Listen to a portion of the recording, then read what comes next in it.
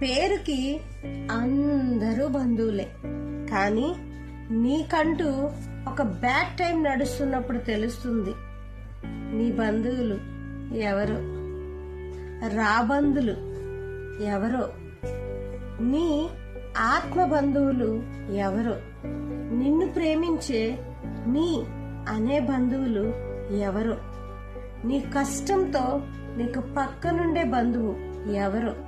కాలం చాలా చాలా విలువైనది.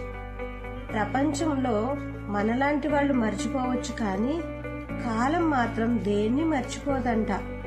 ప్రతిదీ కూడా నీ కష్ట సమయంలో నీకు ఏ బంధువు ఏంటి అనేది మంచిగా క్లారిటీగా అర్థమయ్యేలా నేర్పిస్తుంది. అదే కాలం. కందాగా ఏ పరదాలైనా